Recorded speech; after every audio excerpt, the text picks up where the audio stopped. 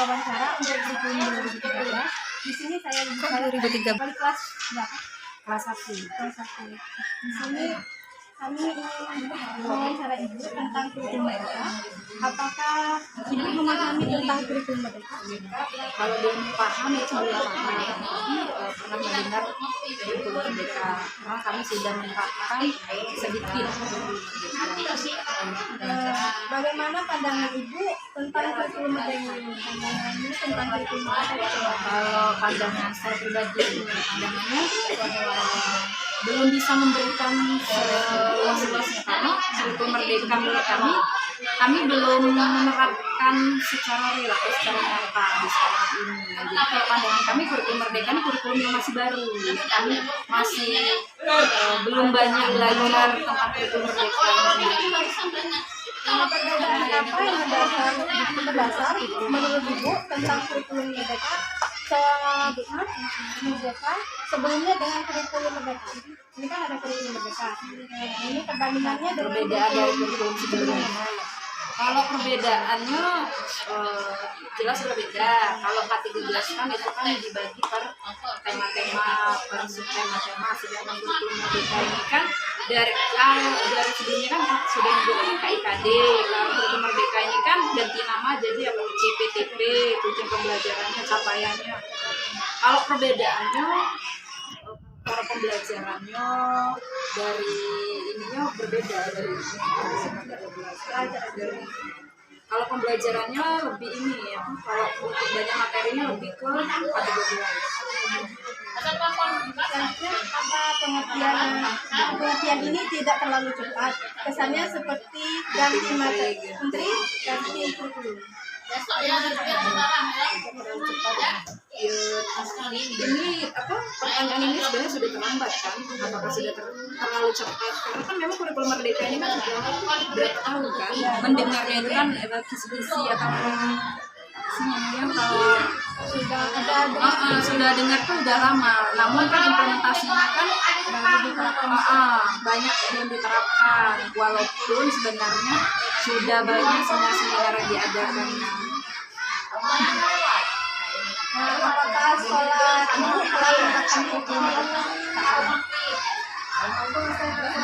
Dibilang menerapkan, kami ini kalau pembelajaran di kelas itu belum diterapkan, masih menggunakan K13.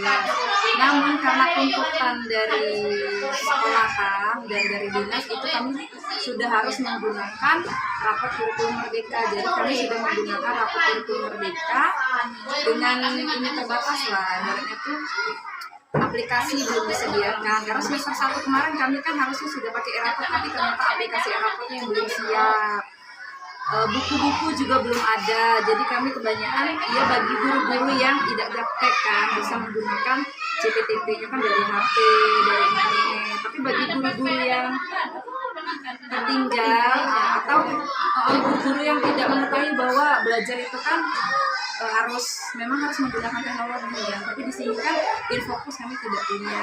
Walaupun punya juga kemarin baru disediakan semester ini lah ya Bu, Infocus baru digunakan.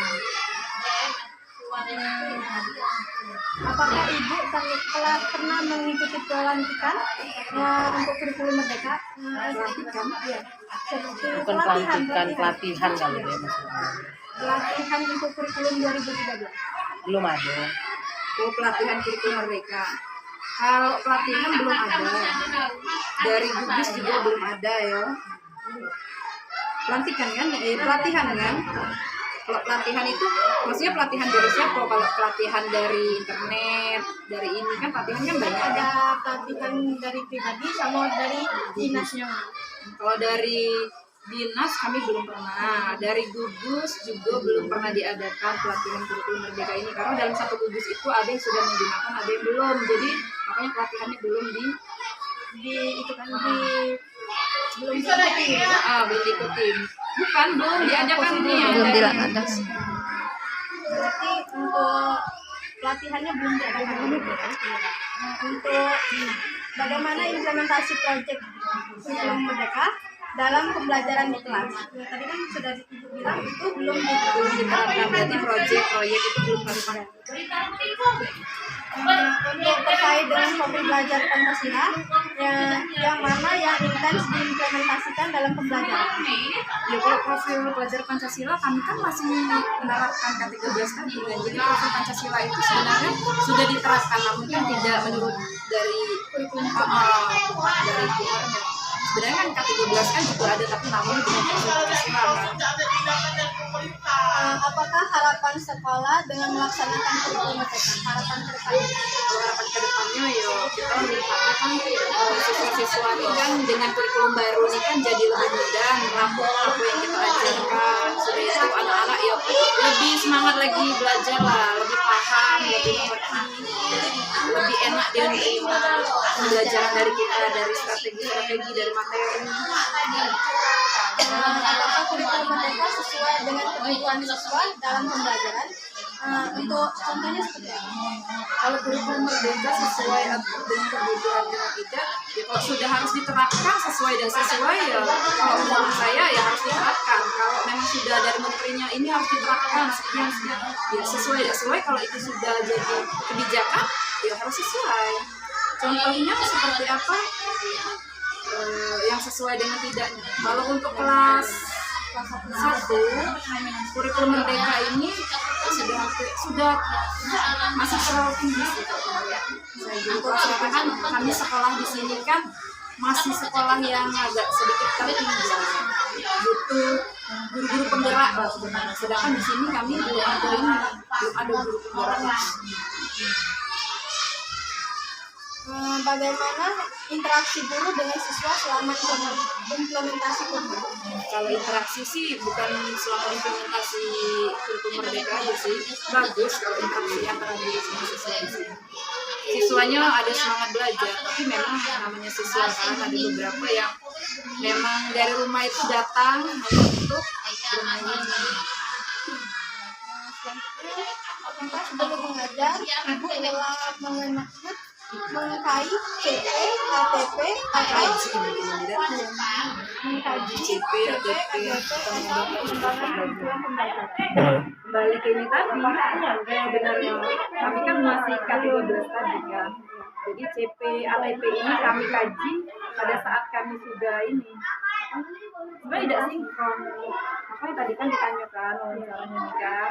Tapi tidak sinkron kami antara raport kami sama pembelajaran. Jadi kami raport kami kaji CP-TP-nya itu yang mana yang mendekati dengan hampir sama dengan KIKD di K13 kan. Itu sudah kami kaji pas di semester 1 kemarin. Kalau untuk saya di kelas 1 ada beberapa yang mirip, tidak terlalu jauh, tapi ada juga yang beda, tapi pada dasarnya sih sama.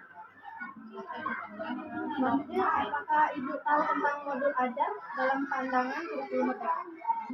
Modul ajar, Modul pembelajaran.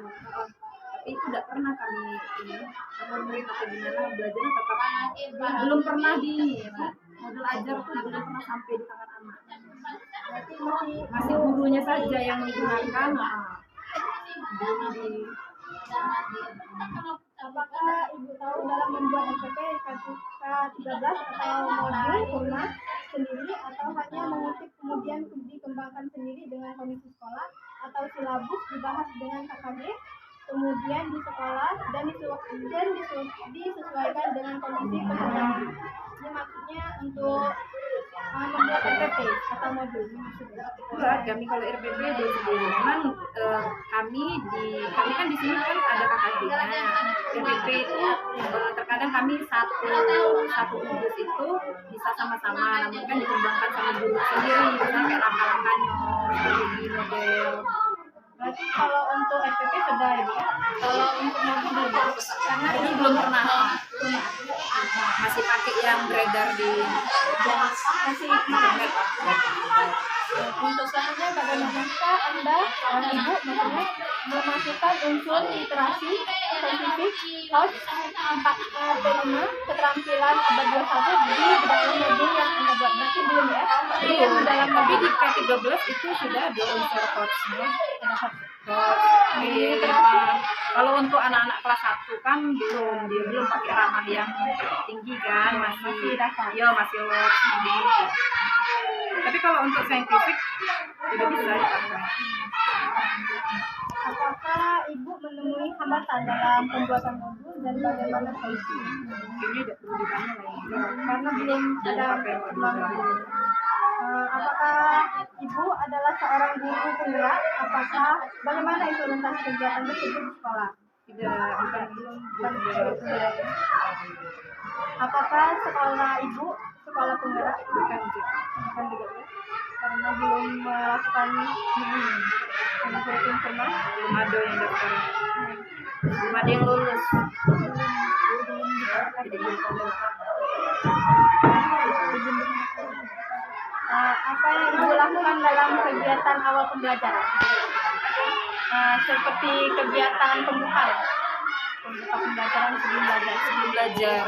Ya setiap harinya kan beda. Kalau kayak hari Senin ini kan karena ada upacara, kalau hari Jumat jadi beda. Kalau untuk yang sama terus setiap harinya yaitu langkah awal kita belajar, berdoa, bertanya kesiapan siswa, tanya kehadiran, keadaan, apa siap belajar atau ada kendala. Untuk saat ini buku apa saja yang Ibu gunakan untuk pembelajaran? Buku guru, buku paket di luar buku guru, sama ini materi dari internet tadi. Kalau untuk buku pegangan siswa gitu? Kalau pegangan siswa, buku siswa, karena kan masih K13 kan. Di sini Ibu sering pakai media apa ke dalam pembelajaran? Kalau media yang pernah dipakai pakai origami, menggunakan kami media-media langsung karena kan kelas 1 kan Gunakan masih pakai yang real. Paling ya kalau awal-awal dulu ya medianya ya kayak papan huruf, angka. Bentuk penilaiannya tuh dalam menggunakan pembelajaran tuh penilaiannya seperti apa? Masih K13 yang kayak per tema.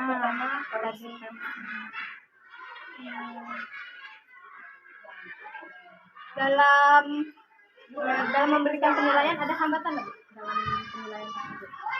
Selama Proses penilaian pasti ada hambatan, tapi ya hambatannya tuh lewati juga kan. Namanya penilaian itu kadang-kadang anak ini kan ada yang ngumpul, ada yang tidak, jadi dia ganti ke yang lain.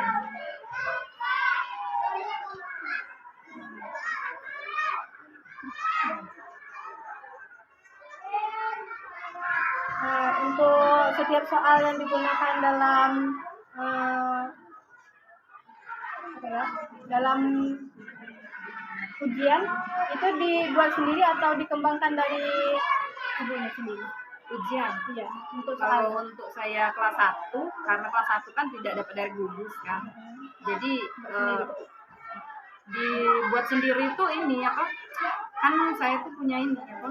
Kami tuh punya satu kesatuan, satu gugus tuh punya beberapa soal. Jadi kalau mana yang menurut sekolahnya mampu menggunakan soal itu gunakan. Tapi kalau tidak tetap saya kolaborasikan dengan soal sendiri karena kan dasarnya kemampuan anak juga di sini. Beda sekolah kan beda siswa. Sekian dulu Bu dalam wawancara kali ini. Apabila ada kekurangan saya mohon maaf Bu. Saya akhiri wabillahi taufiq wal hidayah. Wassalamualaikum warahmatullahi wabarakatuh.